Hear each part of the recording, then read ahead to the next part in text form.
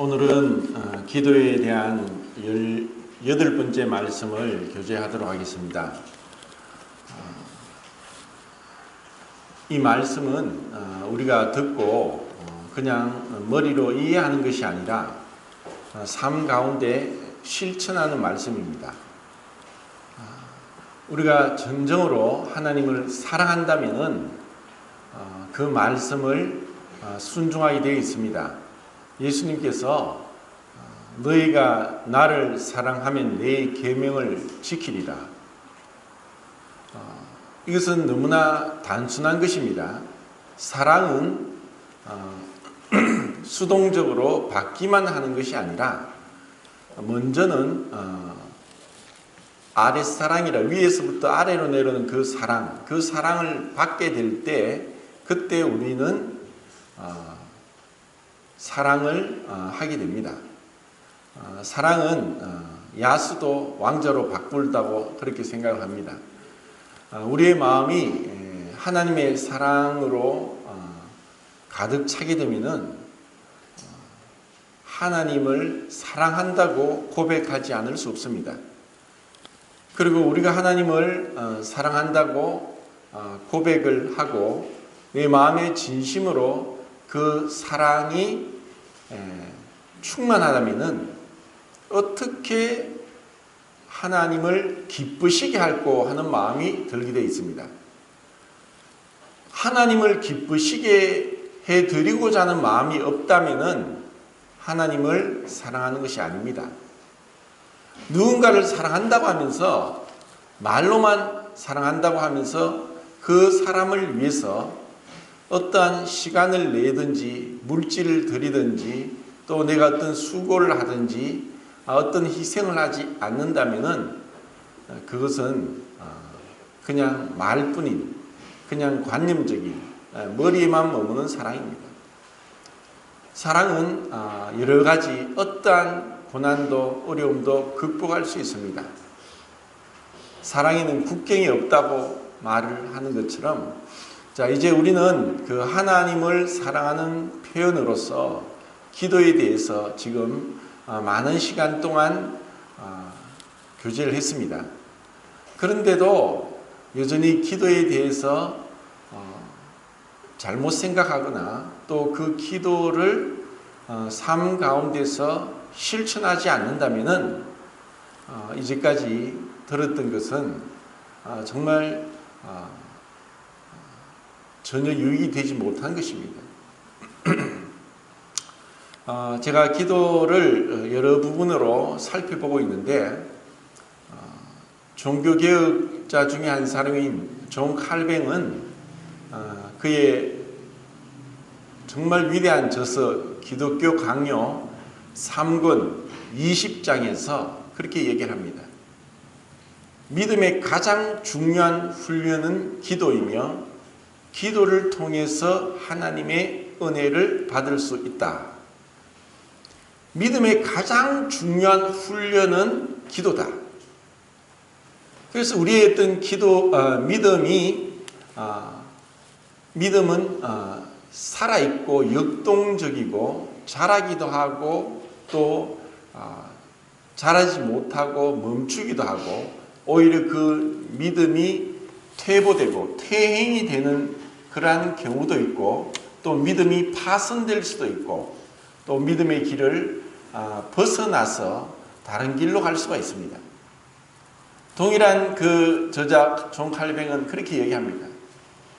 어떠한 교회도 어떠한 사람도 항상 그 최선을 유지하는 것은 쉽지 않고 그렇게 할 수 없다.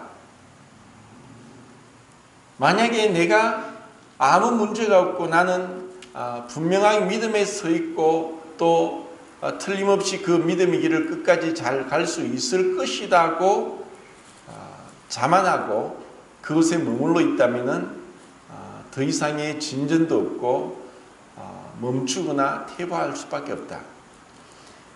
그렇게 얘기를 했습니다. 제일 무서운 것은 자기 자신의 모습을 깨닫지 못하는 것입니다. 그것이 계시록의 7교회 중에 라오디게아 교회였습니다. 나는 부자다. 부유하여 부족한 것이 없다. 스스로 그들은 그 풍요로운 물질로 인해서 그 라오디게아가 온천이 있었고 또 무역이 활발해서 굉장히 부유한 도시였습니다. 그런데 그들은 이런 물질의 풍요가 신앙의 풍요로 착각을 했습니다. 꼭 그렇지는 않지만 물질의 풍요와 신앙의 풍요는 반비례하는 것이 역사적으로 증명이 됩니다. 가장 가난하고 어려웠던 그 마게도냐 교회가 예루살렘을 위해서 분에 넘치는 헌금을 합니다. 돈이 많은 사람, 또 많이 돈을 가지고 있는 성도가 있는 교회가 부유한 것이 아닙니다. 그런 교회들을 듣게 될 때 참 가슴이 아픕니다. 성도는 부자지만 교회는 가난하다.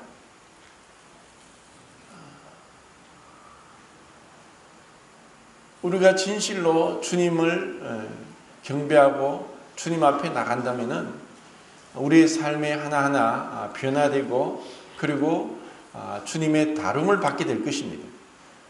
스스로 부족함이 없다고 하지만 주님은 네가 헐벗고 가난하고 주리고 목마르고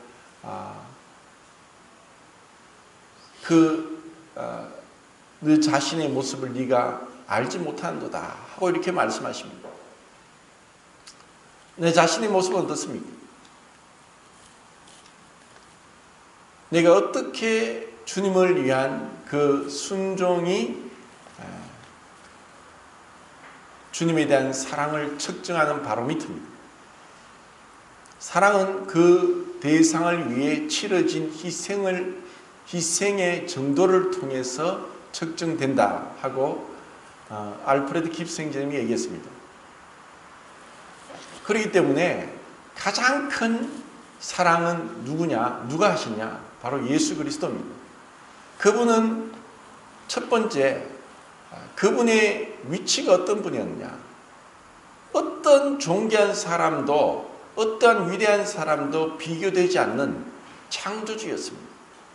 그 창조주가 피조물, 그것도 죄인되고 원수되고 연약하고 경건치 아니한 자를 위해 사랑의 완전한 희생을 치렀습니다.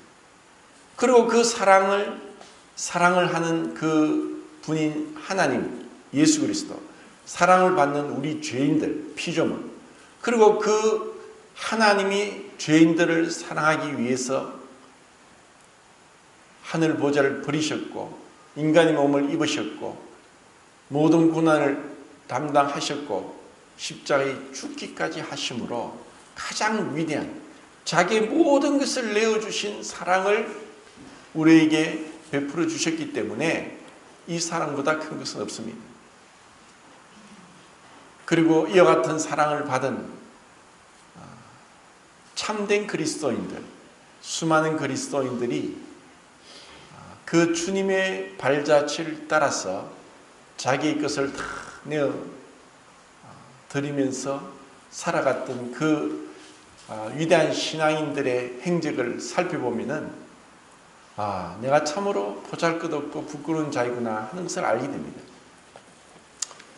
전에 한번 기독교인 영화 감독이 만든 하얀 가방이라는 그 다큐멘터리를 본 적이 있습니다.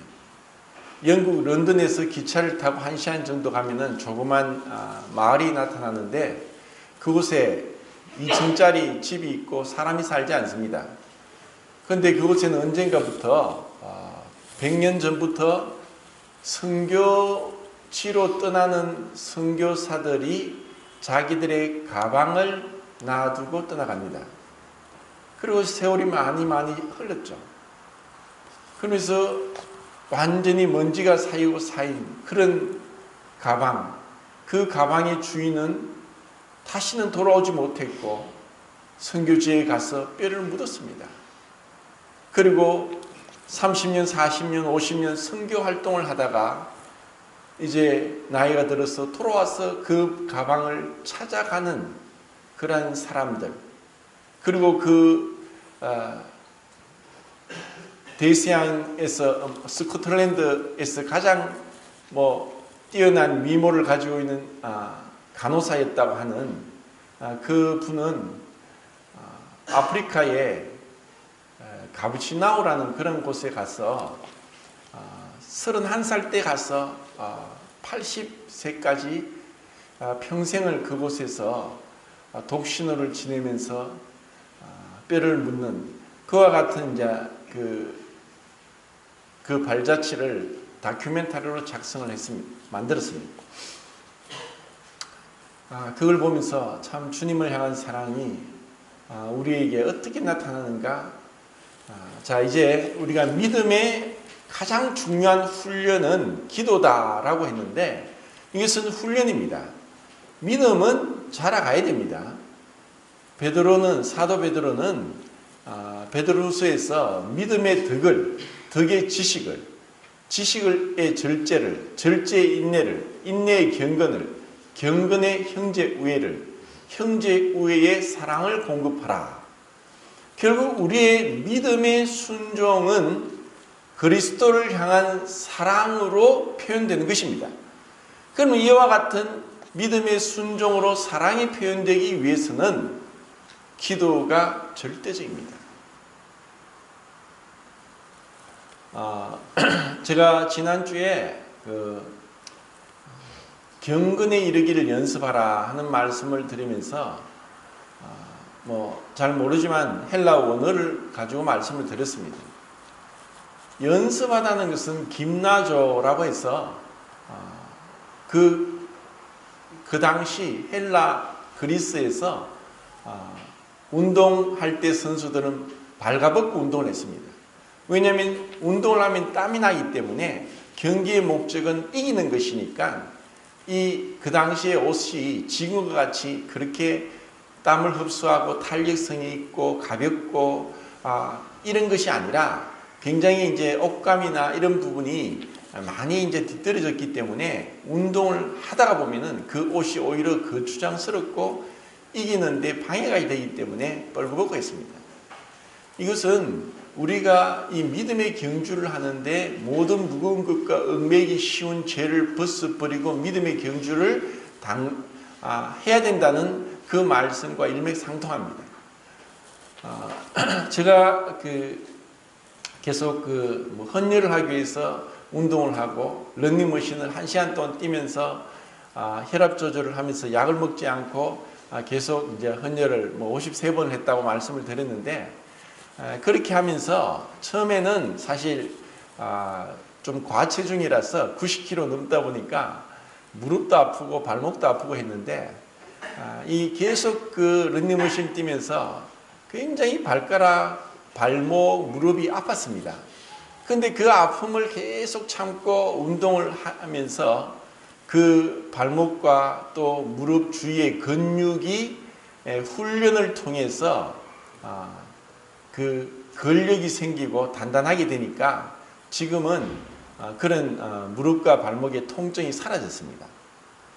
이것은 이 육체에도 육체 연습도 약간의 유익이 있으나 경건의 연습은 금생과 내생에 유익이 있다 하는 디모데전서 말씀처럼 이 육체 연습도 충분히 우리를 건강하게 합니다. 근데 제가 지금 이제 한 학기를 마치면서 논문을 준비하는 가운데 그동안 축적됐겠죠. 무릎, 허벅지 근육은 생겼는데 하루에 거의 10시간 이상을 이제 앉아서 말씀을 듣고 또 책을 스캔해서 듣고 잠자는 시간 한 5시간을 제외하고는 또 조금 움직이고 하는 시간을 제외하고는 늘 책상에 앉아서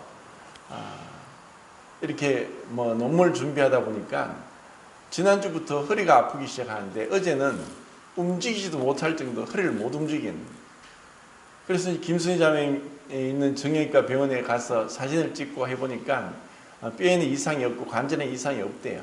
근데 이제 앉아 있는 것이 가장 이 근육을 필요하게 해서 허리에 무리가 간다는 거예요. 너무 오랫동안 앉아 있으면서 이 허리 근력을 키우지 못해서 이 통증을 도저히 감당할 수가 없는 거예요. 그러니까 이 운동을 하는 것도 이 모든 근육이 골고루 균형 있게 밸런스를 맞추어야지 한쪽만 하면은 또 안 된다는 그런 교훈을 얻었고, 이것을 우리의 그 믿음에 적용을 시켜 보면은 이 기도는 반드시 말씀과 함께 옵니다. 만약에 말씀을 덮어놓고 기도만 하다 보면은 신비주의나 환상에 빠져서 마귀의 속임수에 빠질 수 있습니다. 말씀을 덮어놓고 그냥 기도만 한다고 산기도 가고 금식기도 하고 기도원 가서 기도할 때 마귀는 제일 좋아합니다. 마귀도 말씀을 가지고 잘못 인용하면서 속이기도 하고 광명의 천사로 가장합니다. 그렇기 때문에 말씀을 계속 읽으면서 그 말씀을 가지고 기도를 하는, 그래서 종교개혁을 했던 마르틴 루터는 하루에 2시간, 3시간을 기도를 하면서 이 말씀을 계속 묵상하는 거예요.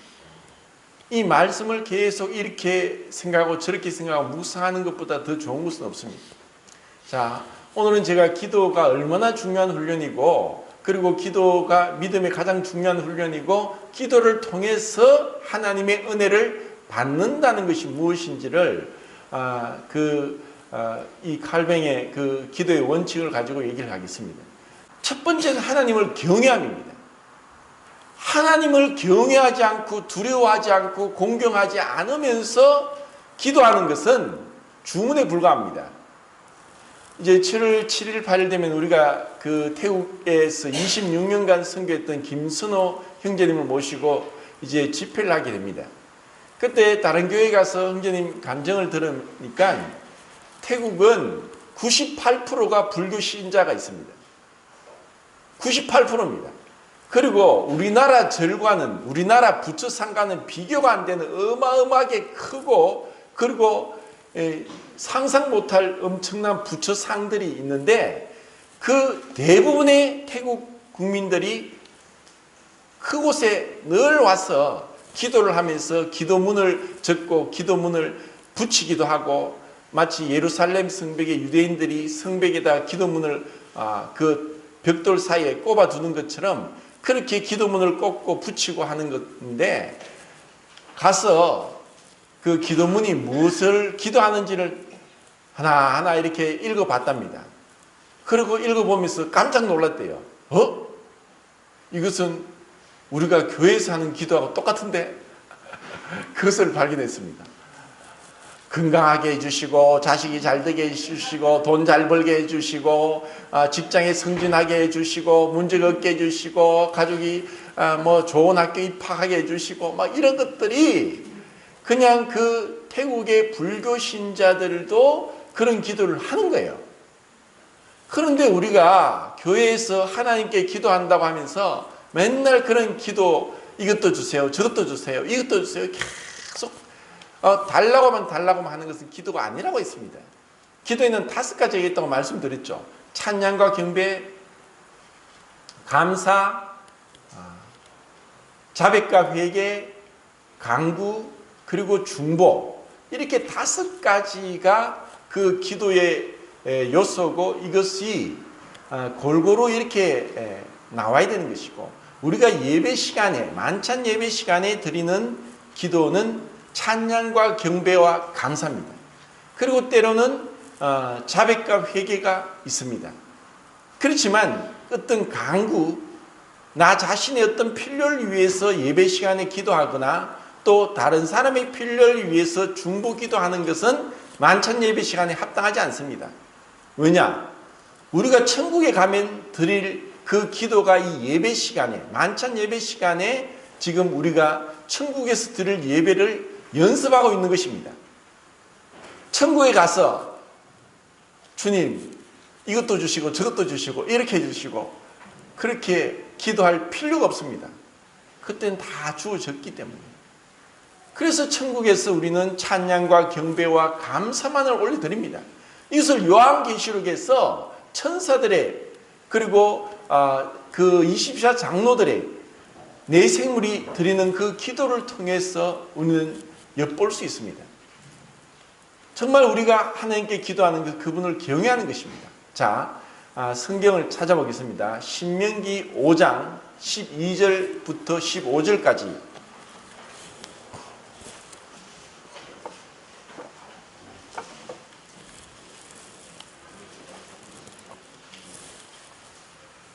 신명기 5장 12절부터 15절까지입니다.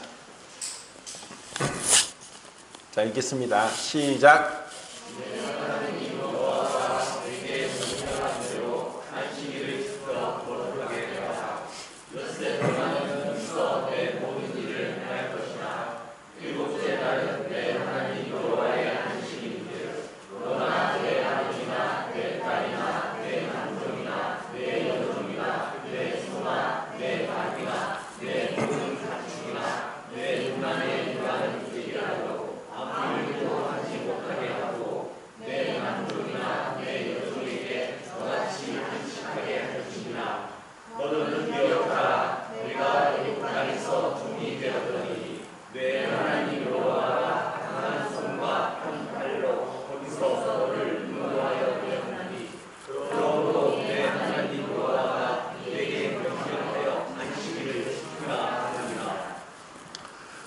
이 안식일에 대한 계명은 10계명 중에서 네 번째 계명입니다.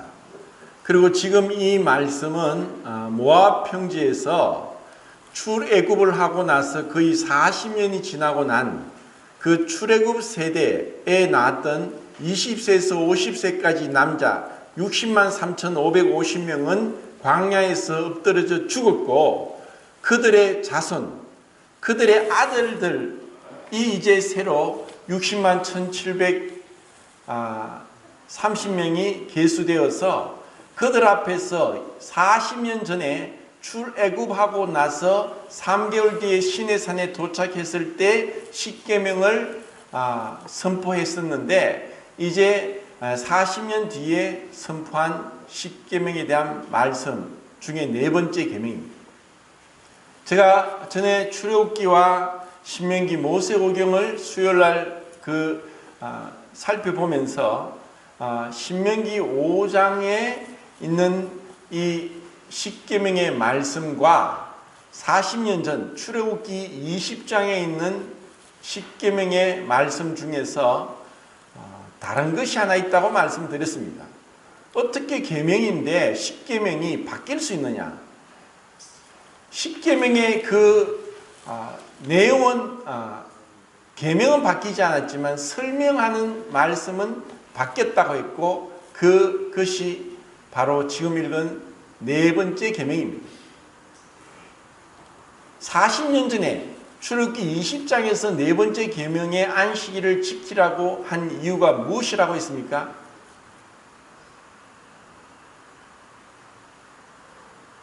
자, 지금 신명기 5장에서 왜 안식일을 지키려 하느냐? 그것은 하나님께서 너희를 애굽 땅 종되었던 곳에서 하나님의 능력과 큰 기사와 편팔로 너희를 구원해 주신 것을 인해서 그것을 기억하고 감사라고 합니다. 이것이 안식일에 대한 계명을 이렇게 말씀하신 겁니다. 그러면서 아무 노동도 하지 마라. 아무것도 하지 마라. 자, 이 아무것도 하지 마라는 이 말씀을 생각해 보겠습니다. 아무것도 하지 않는 것이 쉬운 일입니까? 어려운 일입니까? 이것은 굉장히 어려운 일입니다. 왜냐? 우리는 사실 쉬기 위해서 일하는지 일하기 위해서 쉬는지도 모르고 이 워커홀릭 일에 빠져가지고 오로지 그 일에 매이고 쉴 줄도 모르면서 그렇게 일을 합니다. 근데 하나님은 우리 육체를 만들으셨기 때문에 우리가 육체가 아무리 건강할지라도 잠을 자지 않으면은 그 다음날 지장이 있습니다. 그리고 쉼이 없이 계속 이 노동이 일이 스트레스로 축적이 되면은 병이 생깁니다. 쉬어야 됩니다. 그런데 하나님은 이스라엘 백성에게 마지막 날 안식일 날은 아무것도 하지 마라. 아무것도 하지 말고 쉬어라. 그리고 출애굽기 34장 21절에 보면은 너희들이 이 안식일 날 쉴 때, 절기 때 쉴 때, 추수할 때나 씨 뿌릴 때나 밭 갈 때도 아무 일도 하지 말고 쉬으라고 했습니다. 자, 농사 짓는 사람들에게 추수하는 것과 씨 뿌리는 것과 밭 가는 것보다 더 중요한 일이 없습니다. 왜냐? 그 시기를 놓치면은 한 해 농사를 망칩니다. 그런데 하나님은 네가 밭 갈 때나 또 추수할 때나 또 씨를 뿌릴 때조차도 안식일이 되고 절기날이 되면은 그만두라. 하지 마라. 이것은 하나님을 경외하지 않으면 불가능합니다. 우리가 이렇게 하나님의 말씀에 어떠한 중요한 일이 있더라도 이 말씀을 더 중요히 여겨서 순종할 수 있느냐? 이스라엘 백성은 그렇게 했습니다. 그리고 하나님은 약속을 하시고 그 약속을 지키십니다. 하나님은 절대로 약속을 어기는 일이 없습니다. 우리가 그 약속의 하나님을 알 때 그 우리의 신앙은 자라가게 되고 굳건한 반석 위에 서게 됩니다. 하나님은 신실하시다. 하나님은 약속을 어기지 않는다. 그래서 내가 그 약속을 의지하고 나갈 때 결코 후회하거나 부끄러움을 당하지 않는다. 이것이 믿음의 확신이고 믿음의 그 표현입니다. 자, 출애굽기 20장. 출애굽기 20장을 가보겠습니다. 20장.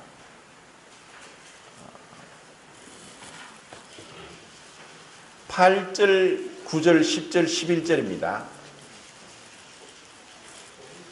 읽겠습니다. 자, 시작.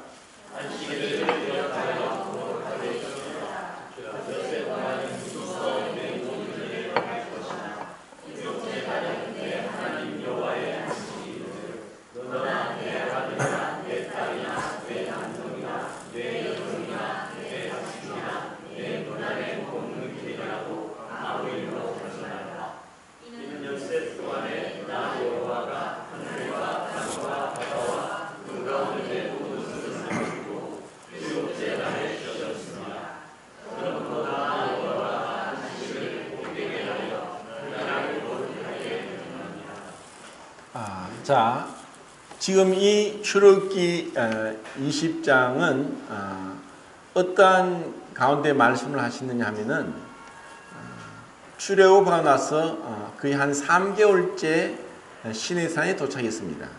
그리고 하나님께서 이스라엘 백성들에게 이 10계명을 주시면서 네 번째 계명에 왜 안식일날 아무것도 하지 말게 하셨느냐? 하나님이 하늘과 땅과 이 모든 세상을 창조하셨고 마지막 날 안식하셨기 때문에 너희들이 안식해라. 자, 제가 이 말씀을 드리면서 안식일 날은 두 가지로 그들이 아무것도 하지 않고 있었는데 그것은 뭐냐? 첫 번째는 하나님의 위대한 창조를 바라보고 하나님을 찬양하고 경배드리기 위해서입니다. 두 번째는 그들이 430년 동안 애굽에 종살이 하던 데서 해방되고 하나님의 은혜로 구원받고 이제 자유를 누리게 된 것에 대해서 감사하고 경배하기 위해서 안식일날 아무것도 하지 말라고 했습니다. 우리의 예배도 이와 같습니다. 창조와 구속에 대해서 예배를 드리는 것입니다. 그리고 이때는 어떤 중요한 것도 다 내려놓고 이것보다 더 중요한 것이 없다 하면서 하나님이 나의 생명의 근원이 되시고 우리의 생명이 주의 인자가 생명보다 낫다고 고백하고 나 같은 자를 살리신 주님의 은혜 놀랍다고 고백하면서 왜 나 같은 자를 그렇게 사랑하셨습니까 하면서 주님께 대한 그 사랑의 표현을 하는 곳이기 때문에 그 어떠한 것도 들어올 수 없습니다. 아무리 중요한 일이 있어도. 왜냐? 주님이 우리의 생명의 근원이시고 우리의 창조주 되시고 우리의 구원주가 되시기 때문입니다. 그분의 절대적인 주권 아래에 우리가 순복하면서 주님께 찬양합니다. 그리고 우리가 장차 누리게 될 영원한 자유, 그리스도 안에서 하늘나라에서 누리게 될 이 땅의 모든 것을 벗어버리고 누리게 될 그날을 생각하면서 깊이 깊이 주님 안으로 들어가는 것입니다. 이것이 기도입니다. 이것이 하나님을 경외하기 위해서 모든 것을 내려놓는.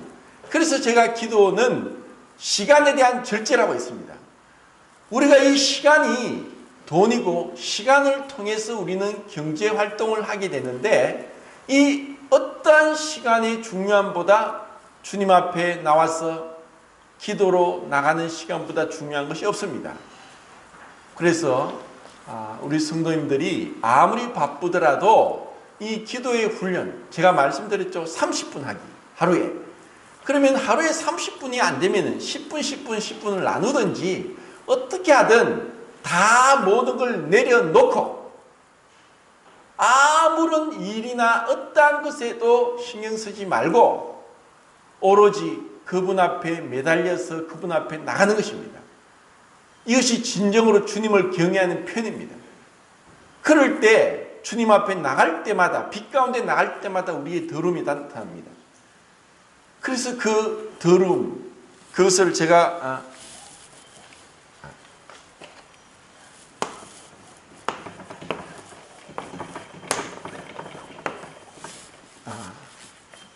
베벨로스라고 해서 베는 바시스, 이는 발이고 벨로스는 문지방입니다. 발이 문지방을 드나든다. 그래서 이 단어의 의미상의 뜻은 누구나 잘 할 수 있는 이란 뜻입니다. 그래서 이것이 어떻게 번역되느냐? 더러운, 불결한, 불경건한. 우리는 살아가면서 주님의 은혜로 목욕을 했고 죄의 형벌로부터 구원을 받았고 그리고 모든 죄사함을 받았으면 우리는 의롭다 하고 하나님이 우리를 더 이상 죄인이 아니라 의인이라고 칭함에도 불구하고 이것은 우리의 신분이지 우리의 상태는 여전히 이 더러움, 불결함, 불경건함 가운데 있습니다. 그렇기 때문에 우리는 매일매일 샤워를 하고 세수를 하고 이를 닦고 옷을 빨고 집안 청소를 하고 하는 것처럼 우리의 영혼이 이와 같은 문지방을 다니는 발과 같이 이 더러움을 씻기 위해서 주님 앞에 나가는 것입니다. 그리고 그것이 단순히 주님 앞에 나갔을 때 정말 주님의 은혜는 기도로 통해서 은혜를 받는다고 한 것처럼 그 은혜는 뭐냐? 우리를 정결케 하는 것입니다. 우리를 깨끗하게 하는 것입니다. 우리를 새롭게 하는 것입니다. 이것을 얼마나 이것은 좋은 것입니까? 이것보다 더 좋은 건 없습니다.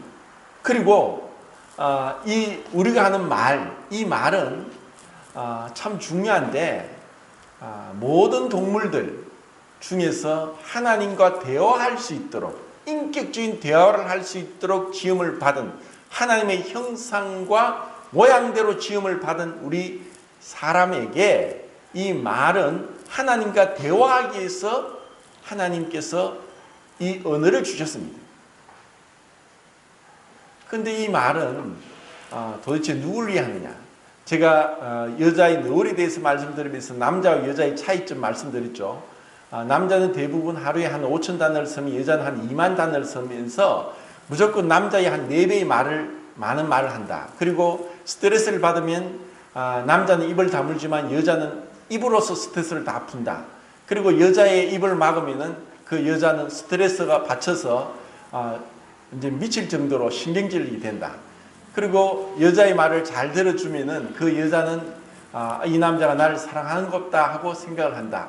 그래서 이런 이제 말을 많이 하게 되고 또 그냥 별 생각 없이 그냥 말을 하면서 생각하고 이런 말에 뛰어난 능력이 남자보다 훨씬 많습니다. 그러다 보니까 그냥 자기 말만 계속하면서 하지, 다른 사람이 듣는지 안 듣는지 다른 사람 말을 못 들을 때가 많습니다. 그러니까 남자와 여자는 참으로 차이 납니다. 저도 이제 뭐 아들을 키우면서 제 옛날 모습이 생각납니다. 제가 옛날 모습, 별명이 곰이었습니다. 집에서 물으면 대답도 하기 싫은 거예요. 왜 부르냐고 한 10번 물어본 대답을 했습니다. 대답도 하기 싫은 거예요. 그냥 혼자 생각이 사로잡히는 거예요.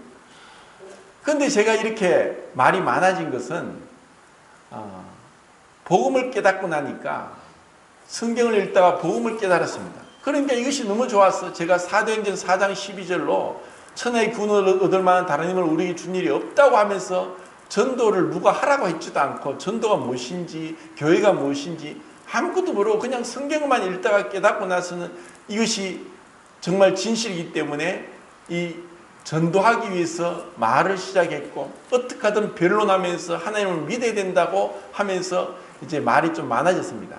너무 많아져서 탈인데 이제 가능하면 좀 줄이려고 하는데, 정말 이 말이 내가 하고 싶은 말을 하는 것이 아니라 하나님을 찬양하고 하나님을 증거하는 것이 말입니다. 그런데 우리의 말이 정말 내 위주 가운데, 내 생각 가운데 사로잡히면은 말할 필요가 없습니다.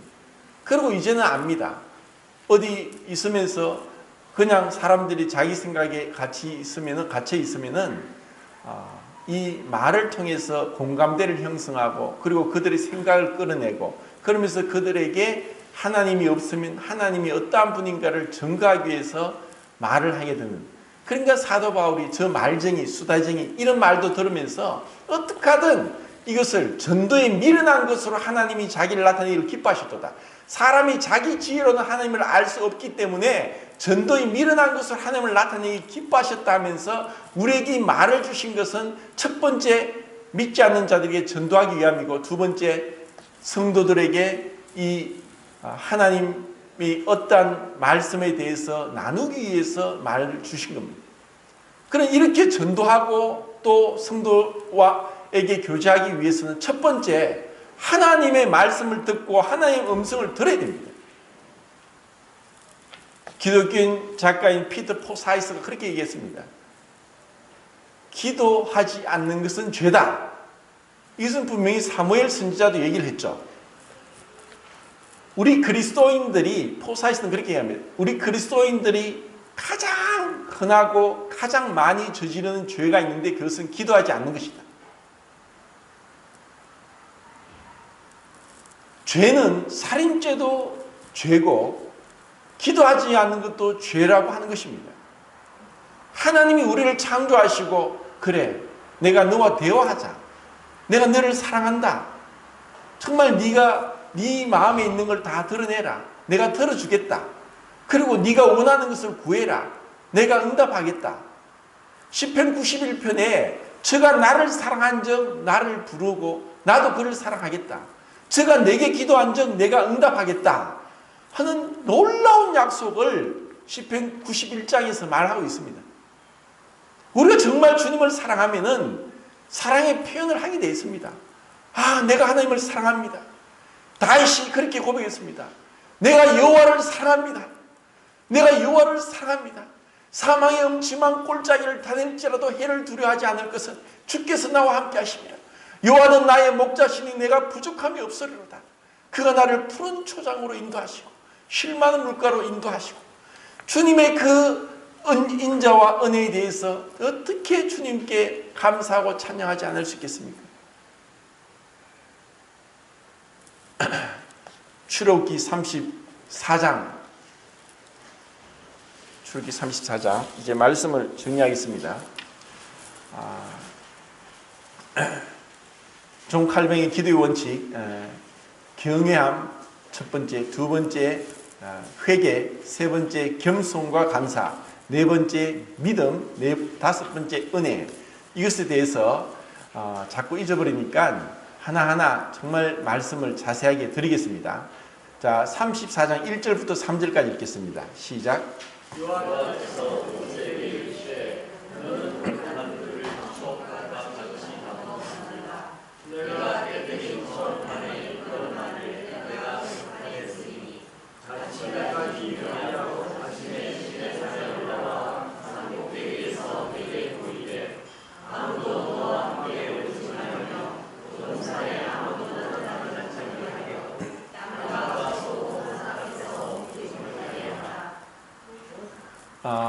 이제 이 34장은 모세가 두 번째 십계명을 받기 위해서 시내산에 올라갈 때 하나님께서 말씀하셨습니다. 아침 전에 예비하고 아침이 될 때 시내산에 올라오너라. 아무도 너와 함께 올라오지 말고 어떤 가축도 그 밑에서 풀을 뜯거나 물을 먹지 못하게 하라. 그러면서 하나님 앞에 나갔을 때 하나님께서 임재하십니다.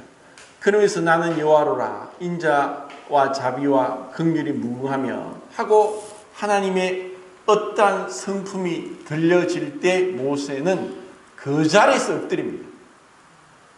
그 자리에서 엎드립니다. 우리가 주님의 임재를 경험하기를 연습하는 게 기도입니다. 이것은 이 세상에서 가장 영화롭고 가장 위대하고 가장 귀중한 시간입니다. 그래서 이런 기도의 시간을 소홀히 여기면 안 됩니다. 믿음이 자랄 수가 없습니다. 어떻게 하든 아침형 인간이 안 돼서 아침에 일찍 일어나는 게 너무 어렵고 늦게 잠자기 때문에 못 일어난다면은 늦게라도 일어나서 그분 앞에 엎드리십시오. 그분 앞에 엎드립니다. 정말 그분의 거룩한 임재를 경험할 때 우리 인생은 변합니다. 이것은 천국을 경험하는 것입니다. 이 악한 세상 가운데서 이 더럽고 추악하고 겉모술수에 능하고 기회주의적이고 이기적이고 자기 것에 탐하고 자기 신은 배다고 하면서 이 땅의 것을 생각하는 십자가의 원수로 행하는 자들 가운데서 내가 평강을 유지하고 감사하고 기뻐하고 그렇게 믿음 안에 분명하게 서기 위해서는 주님과의 함께하는 임재의 시간이 절대적으로 필요합니다. 이것이 없는 만큼 우리는 믿음의 시련을 받고 뒤로 물러갑니다. 주님은 우리에게 이 믿음의 시련을 통해서 이 기도를 통해서 훈련받고 이 믿음이 연단받고 자라가기를 원합니다. 내가 필요한 거 어려운 것만 하지 마시고 그리고 그 기도가 단순히 제가 어떤 분하고 오랫동안 교회를 다녔는데 내 기도, 내 가족의 기도밖에 몰랐답니다. 정말 우리가 하나님 앞에 나가면 주님이 생각을 주시고 생각의 폭을 넓혀 주십니다. 이 나라를 위해서 기도해라. 그리고 나와 함께 교회에 나오는 성도들을 위해서 기도해라. 그리고 아직까지 구원받지 못한 우리의 가족들을 위해서 기도해라. 이런 중보기도, 이러한 다른 사람을 위한 기도, 그리고 이 나라를 위한 기도, 그리고 하나님을 향한 찬양과 경배와 감사, 그리고 회개와 자백, 그리고 정말 나의 필요한 것들을 아뢰릴 수 있는 시간이 부족한 거예요. 시간이 하루 종일 내비게이터 성교회를 세운 사람은 도슨 트로트맨입니다. 그는 어떻게 하나님께 돌아왔느냐? 성경 암송을 통해서 돌아왔고 그래서 내비게이터 성교회에서 성경 암송 그런 조그마한 책자들이 나옵니다. 그런데 그 내비게이터 성교회를 정말 훌륭하게 세운 이인자는 제리 브리지트입니다. 그분은 하루 종일 기도로 시간을 보내는 방법이라는 책을 썼습니다. 그리고 거룩함에 이르는 길이라는 책을 썼습니다. 정말 훌륭한 책입니다. 정말 그 마음이 하나님의 은혜로 그 사랑으로 그 용서받은 것으로 충만하다면 하루 종일 다른 거 다 내려놓고 시간이 내서 하나님을 찬양하고 기도하고 말씀 읽고 찬양하고 기도하고 말씀 읽고 하는 시간을 어떻게 보내는가를 우리에게 가르쳐주고 있습니다. 그런데 너무 세상 일이 바쁘고 자기 생각에 사로잡혀 있고 하면 이럴 수 없습니다. 그것은 시간 낭비인 것 같습니다. 이것은 진실로 경건의 연습에 가장 중요한 것이고 경건의 연습을 통해서 믿음이 자라는 것입니다. 아무리 어렵고 할지라도 그리고 때로는 정말 힘들고 어려운 고난 가운데 정말 기나긴 터널을 통과할 때 그때 낙심하고 좌절하고 세상 사람들은 자살까지 합니다. 그런데 우리는 그때 정말 언제 이 터널이 끝날까 할 그런 암담하고 답답한 시간을 지날 때 기도하십시오. 기도하기 위해서 주님이 우리를 그렇게 인도하시는데 우리의 교만함, 우리의 무릎 꿇지 않고 뻣뻣함 때문에 하나님이 우리를 다루시고 계시는데 주님 앞에 엎드리게 하는 것입니다. 사울은 어려움을 당할 때 기도하지 않았습니다. 오히려 무당을 찾아갔습니다. 다윗은 정말 어렵고 시글락이 불탔고 그 아내와 그 자녀들과 가축이 다 아말렉 사람에게 빼앗겨가지고 그 집은 시글락이 불탔을 때 같이 함께했던 600명의 억울하고 빚지고 가난하고 그리고 원통한 자들이 이제껏 다윗을 왕으로 따랐는데 이것은 다 다윗 탓이다 하면서 다윗을 돌로 쳐 죽이려고 했습니다. 그때 다윗은 심히 궁급하고 어려운 가운데 하나님 앞에 기도합니다. 하나님, 제가 이 아말렉을 따라가면 빼앗긴 아내와 자식과 가축과 재물을 찾아올 수 있겠습니까? 그래, 따라가라. 내가 네 손에 붙이겠다. 그래서 이 기도에는 하나님에 대한 확신, 믿음 가운데 기도하는 것입니다. 자, 레위기 23장 말씀을 보고 이제 마치겠습니다. 23장 5절 뭐죠? 5절 읽어볼까요? 예? 아무 노동하지 말라는 말입니까? 자, 5절 읽겠습니다. 시작.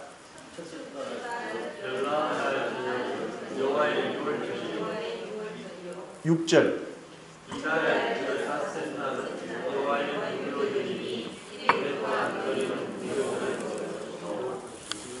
7절.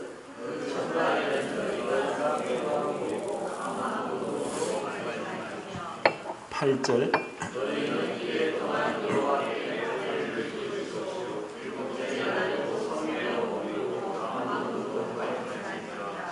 21절. 시작.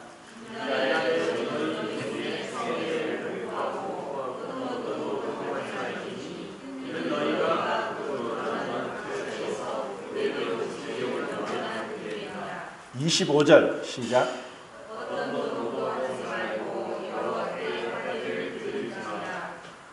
35절 시작.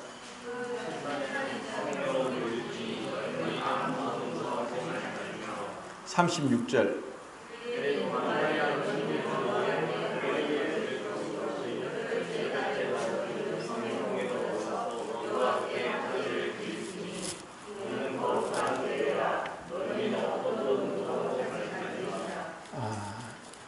자, 이것은 우리에게 너무나 중요한 말씀이고 아무리 중요한 일이 있더라도 하루에 시간을 내서 정말 바쁘고 하면은 점심을, 아침을, 저녁을 조금 일찍 먹고 그 나머지 시간에 감사하십시오.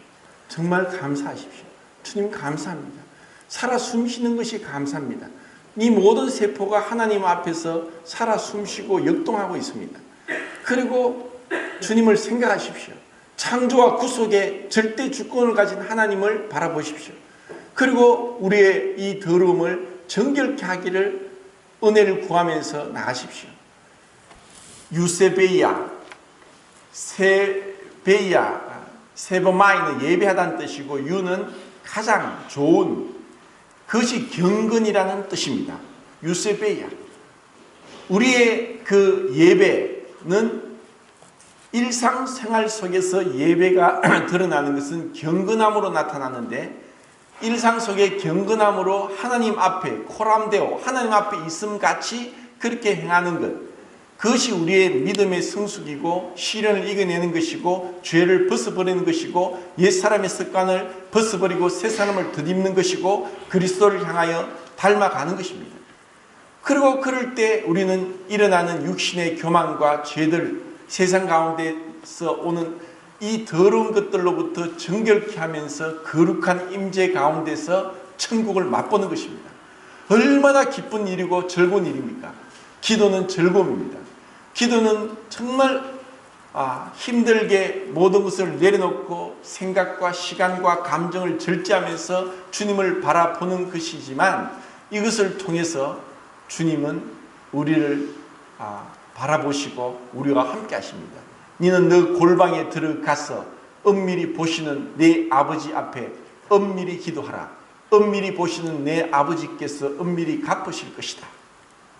이 기도의 훈련을 우리 모두 다 해서 하루에 30분 이상씩 계속 하면서 시간을 늘려가고 그분과 함께 있는 시간이 나의 가장 귀중한 시간이다 하는 그런 고백을 할 수 있기를 바랍니다.